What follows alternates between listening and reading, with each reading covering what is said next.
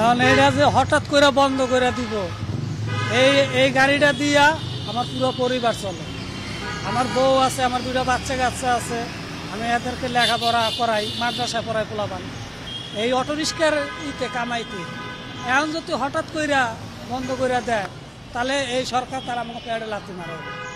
এক নম্বরে এটা। আর এই রিক্সা যদি আইয়া দেখা গেল পুলিশ প্রশাসনে আর আইয়া লইয়া জায়গা, রাস্তা নামা ছাড়া আমার কোনো উপায় নেই।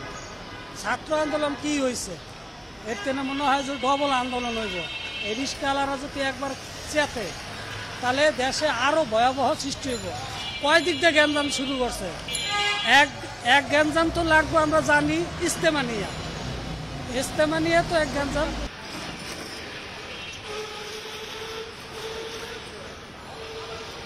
মনে কর যে হেরা একবেলা গাড়ি চালালে ১,৫০০ টাকা মানে, আর আমরা একবেলা গাড়ি চালালে ২০০ টাকা লইতে পারি না। আমরা গাড়ি চালাই যাত্রী উঠে না আমাদের কাছে, অটো রিক্সা জায়গা সব এইটাই হলো সমস্যা, আর কিছু না।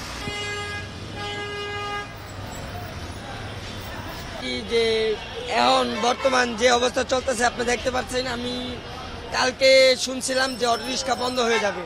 এখন অনেকেই অটো রিক্সা বের করে নাই। আর আপনি দেখেন যে যাত্রীর কি অবস্থা। আসলে অটো রিক্সা ছাড়া যানবাহন চলবে না, কারণ আমরা না চালাইলে দেখা গেছে ২০ টাকার ভাড়া ১০০ টাকা পর্যন্ত চায়, ১০০ টাকা নিবে তারা। আসলে হচ্ছে কি যে এই যে অটো রিক্সাতে যারা যাত্রী তাদের অনেক সুবিধা হয়, তাড়াতাড়ি যাইতে পারে, ভাড়াও কম লাগে। আসলে অটো রিক্সা বন্ধ হলে এই অঞ্চলের মানুষ যারা এদিকে অফিস করে তাদের জন্য অনেক সময় লেগে যাবে এবং ভাড়াও বেশি লাগবে। কারণ রাষ্ট্রনায়ক শেখ হাসিনা চাইছিলেন অটো উঠাই দিতে, তিনি পারেননি। আমি বলতে চাই, আশা করি যারা বলতেছে অটো রিক্সা উঠে দিবে তারাও পারবে না।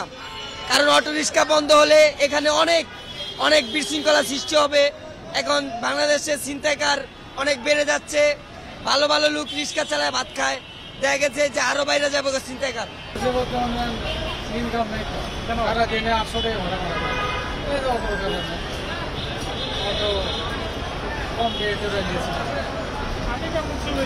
আগে ইনকাম ভালো ছিল, ১,০০০-১,২০০ টাকা মারা গেছে, কিন্তু এখন মারা যায়। অটোর কারণে খ্যাপ কমে গেছে, আমরা টাকা বসাতে পারছি না। এখন অটো তুলে দিলে ভালো হয়, অটো বন্ধ করে দিলে আমাদের খ্যাপ হবে, তখন ইনকামও ভালো হবে। রিক্সা যাতায়াত সুবিধা, কারণ এটাই অনেক স্পিড থাকে, আমি তাড়াতাড়ি গন্তব্যে পৌঁছাতে পারি।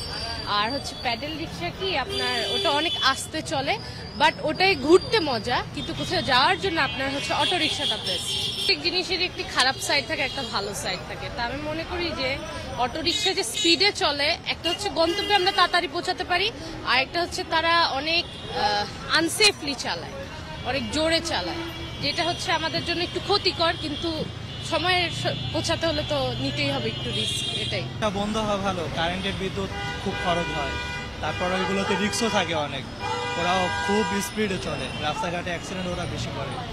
তো পরিবেশের জন্য অটোরিক্সা বন্ধ হওয়া ভালো। প্যাডেল রিক্সা অ্যাভেলেবেল আছে, তো সমস্যা হয় না, ওইটা বন্ধ হইলেও।